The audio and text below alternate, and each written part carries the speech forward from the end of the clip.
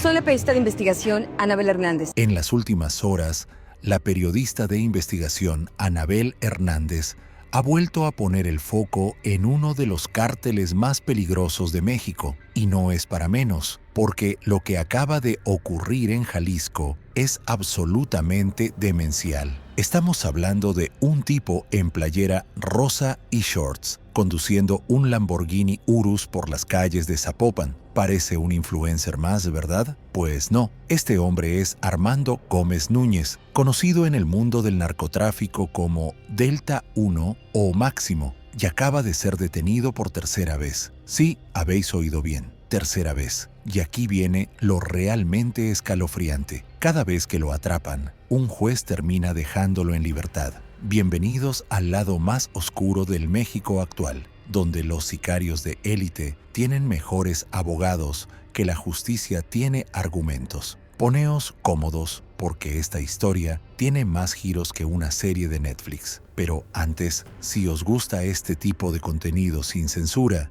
dadle al botón de suscripción y activad la campanita. Vamos a necesitar que comentéis al final qué pensáis de todo esto, porque os juro que vais a alucinar. Armando Gómez Núñez no es un narcotraficante cualquiera, no es el típico dealer de barrio ni un capo de película. Este tío es el líder de Los Deltas, que según las autoridades mexicanas es el grupo de sicarios de élite del Cártel Jalisco Nueva Generación, uno de los cárteles más poderosos y violentos de todo el continente americano. Y cuando digo poderoso, no estoy exagerando. El CJNG opera en 27 de los 32 estados de México. Eso es el 84% del territorio del país. Dejad que eso os cale un momento. Estamos hablando de una organización criminal que tiene presencia en casi todo el país, con células operando desde Tijuana hasta Cancún, desde la frontera con Estados Unidos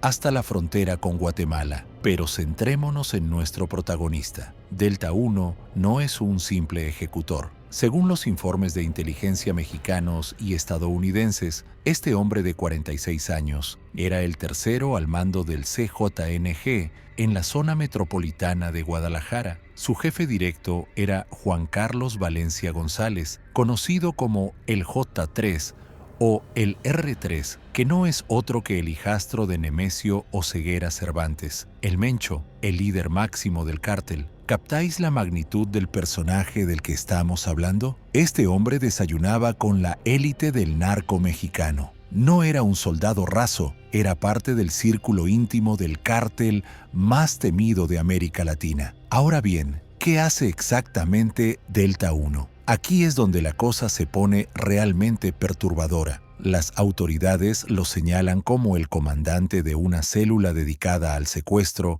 tortura y asesinato. Su modus operandi era levantar a personas, llevarlas a casas de seguridad, torturarlas para obtener información o simplemente para enviar mensajes a rivales y después, bueno, ya os imagináis, no había piedad, no había negociación. Delta 1 y su equipo eran la mano ejecutora del terror que el CJNG siembra por todo México. Además, era el responsable de la expansión del CJNG en Michoacán, estableciendo alianzas con grupos locales como el Cártel de los Viagras y eliminando sistemáticamente a quienes se oponían. La estrategia era clara: plata o plomo. O te alineabas con el CJNG o terminabas descuartizado en una bolsa de basura. Y por si fuera poco, mientras estuvo preso en el penal de Puente Grande, seguía coordinando las actividades de los Deltas desde dentro. Sí, no desde la cárcel.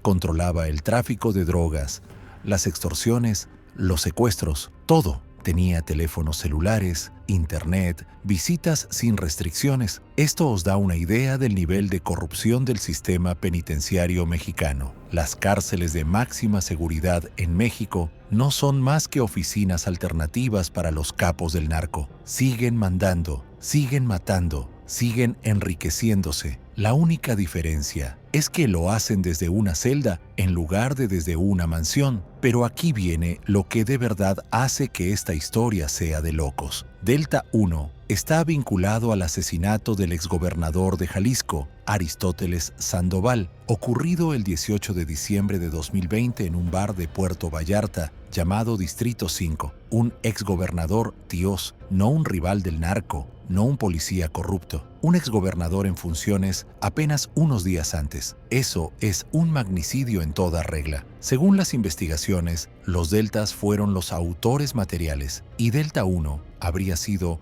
uno de los operadores clave en la planificación y ejecución. Francisco Javier Gudiño Haro, alias La Gallina, y Carlos Andrés Rivera Varela, alias La Firma, habrían sido los sicarios directos que entraron al bar y acribillaron a Sandoval con más de 15 disparos. Pero Delta 1 estaba en la estructura de mando. Él dio las órdenes, él coordinó la operación. ¿Y sabéis qué es lo más macabro? Que Aristóteles Sandoval supuestamente tenía vínculos con el CJNG cuando era gobernador. Se rumoreaba que había permitido que el cártel operara con cierta impunidad en Jalisco a cambio de mantener la paz. Pero algo salió mal. Quizás pidió demasiado dinero, quizás sabía demasiado, quizás simplemente dejó de ser útil. El narco no tiene amigos, solo tiene empleados temporales, y cuando un empleado deja de servir, lo eliminan. Así de brutal es la lógica del crimen organizado en México. También se le vincula con el atentado contra Omar García Harfuch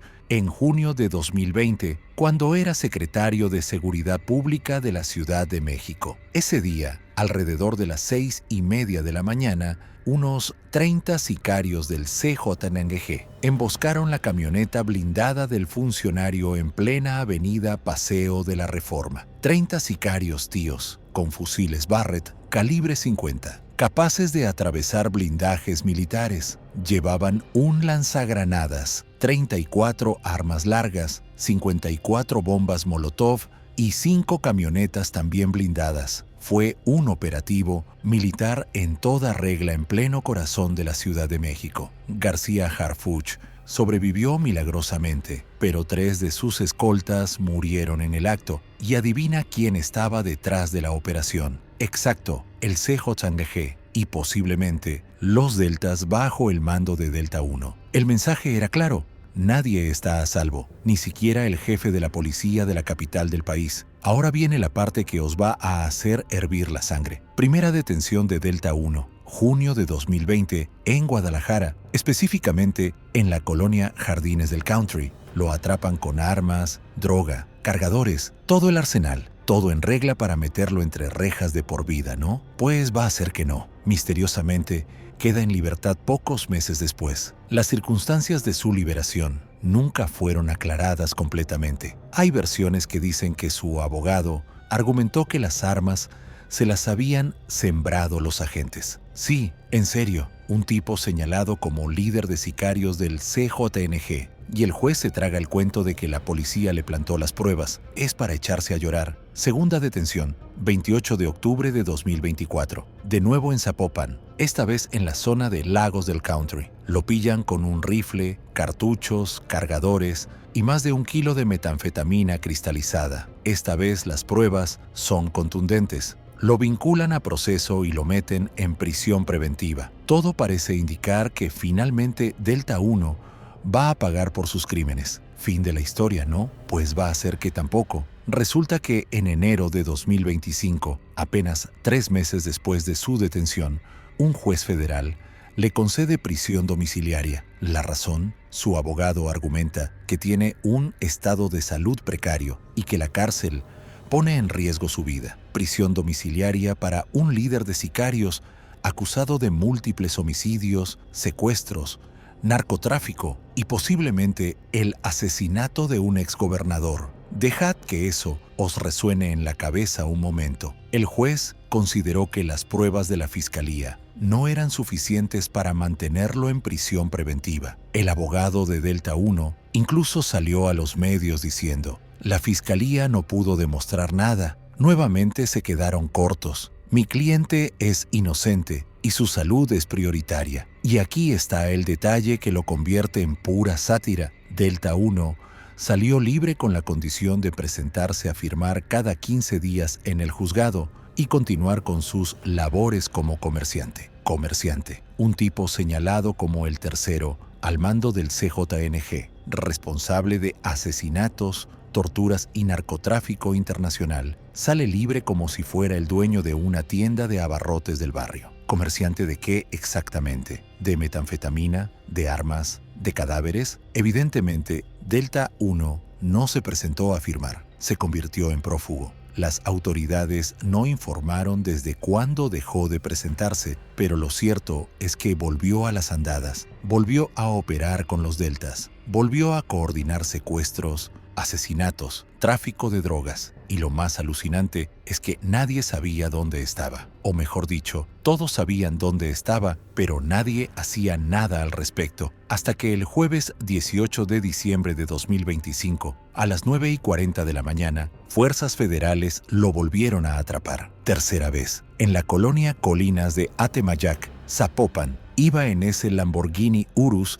del que os hablaba al principio, valorado en más de $200,000, vestía short negro, playera rosa, sudadera negra con detalles naranjas, tenis negros de marca y, atención a esto, llevaba brackets dentales. Brackets, tíos. Como un adolescente que va al ortodoncista. Ahora preguntaos esto. ¿Cómo es posible que un tipo así se pasee en un Lamborghini Urus por Zapopan sin que nadie lo detecte durante 11 meses? ¿Cómo es posible que obtenga prisión domiciliaria cuando está acusado de delitos que ameritan prisión preventiva oficiosa según la ley mexicana? ¿Cómo es posible que los jueces sigan liberando a criminales de esta magnitud mientras la gente común se pudre en prisión preventiva por años sin sentencia? La respuesta es incómoda pero clara. Corrupción sistémica a niveles estratosféricos. México está infiltrado hasta los tuétanos por el crimen organizado. Y no hablo solo de policías municipales o alcaldes de pueblos. Hablamos de jueces federales que toman decisiones que desafían toda lógica jurídica y moral, de fiscales que no pueden o no quieren construir casos sólidos contra los capos, de un sistema judicial que permite que los abogados de los narcos hagan su trabajo mejor que el Estado hace el suyo, porque cuando tienes millones de dólares para pagar a los mejores abogados penalistas del país y además tienes contactos para sobornar a quien haga falta, la justicia se convierte en un trámite más. El CJNG no es una organización criminal improvisada de barrio, es un imperio valorado en miles de millones de dólares anuales. Su líder, el Mencho, tiene una fortuna personal estimada entre 500 millones y 1,000 millones de dólares. Según estimaciones de la DEA, Estados Unidos ofrece 15 millones de dólares por información que lleve a su captura. 15 millones de dólares. Es el narcotraficante más buscado del mundo tras la caída y extradición de Ismael El Mayo Zambada en julio de 2024. El CJNG mueve toneladas de cocaína, metanfetamina, heroína y fentanilo hacia Estados Unidos cada mes. Controla rutas terrestres, marítimas y aéreas. Tiene laboratorios clandestinos en todo el país. Y lo más aterrador, tiene una estructura empresarial perfectamente organizada con departamentos de finanzas, logística, seguridad, inteligencia y recursos humanos. Sí, recursos humanos. Reclutan sicarios como si fueran empleados de oficina. El CJNG surgió en 2011 de las cenizas del Cártel del Milenio tras la muerte de su líder Ignacio Coronel. Al principio, se hicieron conocidos como los Matazetas porque su misión original era combatir a los Zetas en Veracruz, supuestamente bajo las órdenes del Cártel de Sinaloa. Incluso colgaron mantas por toda la región,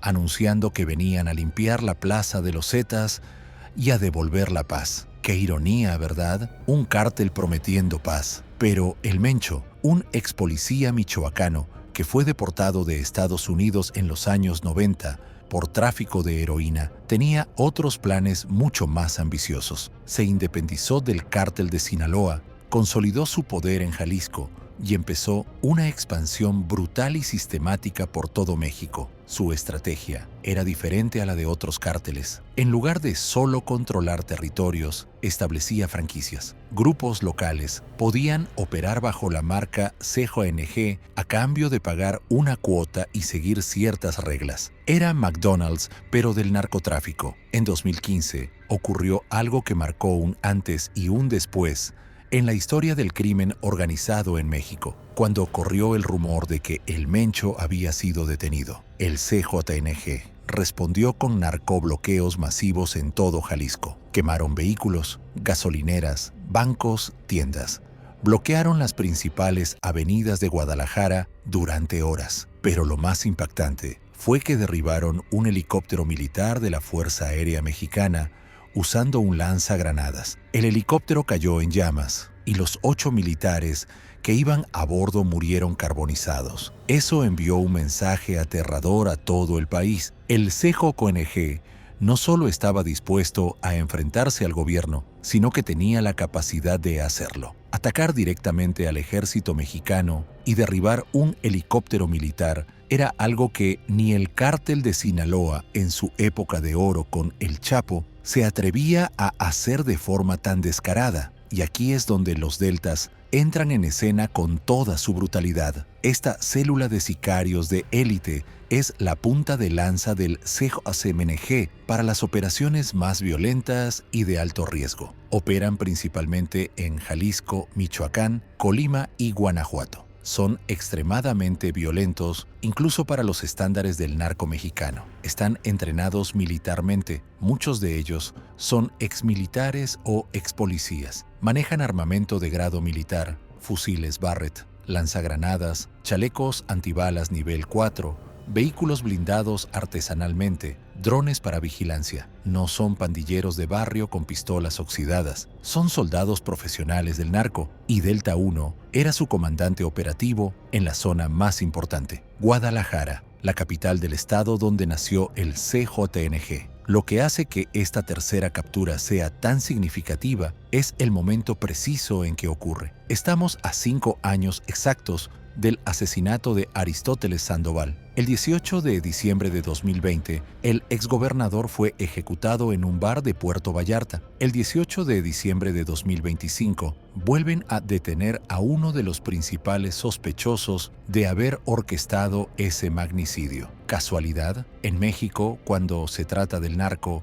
no existen las casualidades. Todo tiene un mensaje, todo tiene un propósito. Algunos analistas especulan que esta detención es una señal de que finalmente se va a investigar en serio el asesinato de Sandoval. Otros, más cínicos, piensan que es puro teatro político para calmar a la opinión pública antes de las fiestas navideñas. El fiscal de Jalisco confirmó esta semana en una conferencia de prensa que siguen abiertas varias líneas de investigación en el caso Sandoval y que están buscando activamente a otros 2 sospechosos clave en el operativo. Pero seamos honestos y realistas. ¿Cuántas veces hemos escuchado promesas grandilocuentes de justicia que nunca llegan? México tiene una tasa de impunidad superior al 95%. Eso significa que 95 de cada 100 delitos quedan sin resolver, sin castigo, sin justicia. Y cuando hablamos de crímenes vinculados al narco,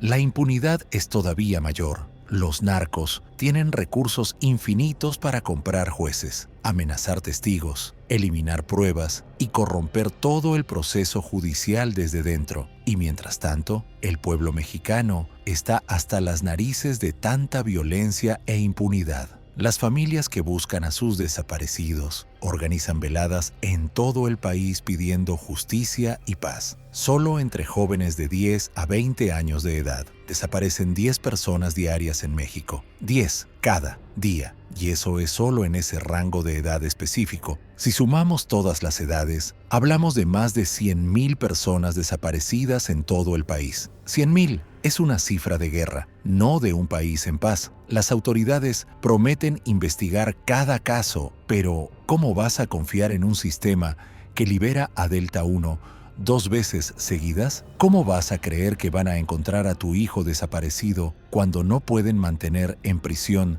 ni siquiera a los capos más conocidos? Ahora mismo, mientras escucháis esto, Delta 1 está detenido otra vez. Tercera vez. ¿Será la vencida? Pues francamente, no las tengáis todas con vosotros. Si algo nos ha enseñado esta historia de cine, es que en México la justicia es una ruleta rusa corrupta y los narcos tienen todas las balas compradas. Ya les soltaron 2 veces antes. ¿Qué impide que vuelva a ocurrir? Seguramente, dentro de unos meses, su abogado presentará un amparo alegando que las pruebas fueron obtenidas ilegalmente o que su cliente necesita un tratamiento médico urgente que solo puede recibir en su casa, o cualquier otra excusa absurda que un juez federal corrupto o incompetente aceptará sin chistar. El CJNG sigue operando a toda máquina. El Mencho sigue prófugo en algún lugar de Jalisco o Michoacán, protegido por un círculo de seguridad impenetrable. Los deltas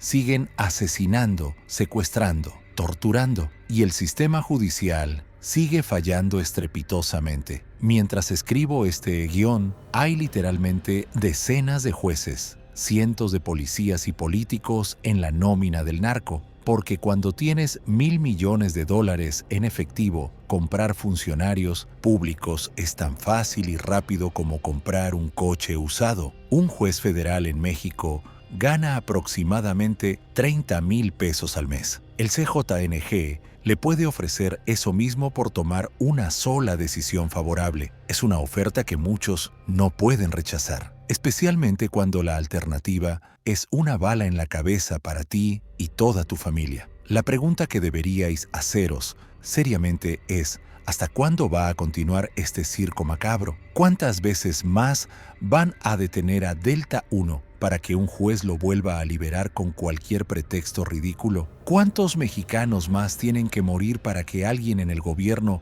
haga algo realmente efectivo? Porque al ritmo que vamos, con esta impunidad sistémica e institucionalizada, el CJNG va a terminar siendo más poderoso que el propio gobierno mexicano, y no es ninguna exageración alarmista. Ya controlan efectivamente el 84% del territorio nacional. Tienen presencia en 27 de 32 estados. Mueven más dinero que muchas empresas en la bolsa mexicana. Tienen un ejército privado de miles de sicarios bien armados y entrenados. ¿En qué momento dejamos de llamarlos cártel y empezamos a llamarlos Estado paralelo? Comentad qué pensáis honestamente de todo este desmadre. ¿Creéis que esta vez Delta 1 se quedará en prisión cumpliendo una condena real?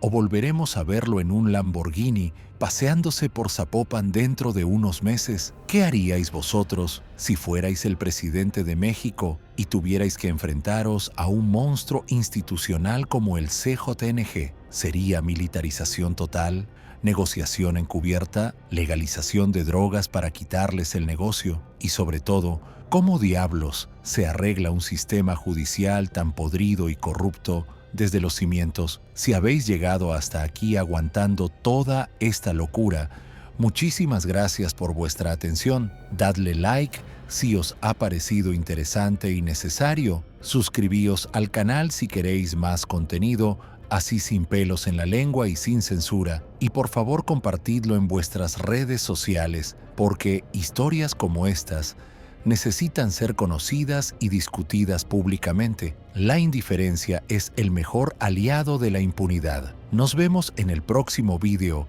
con más historias que la realidad supera a la ficción. Y recordad siempre, en México, lo que parece una película de Hollywood es solo un martes normal. Cuidaos mucho y hasta pronto.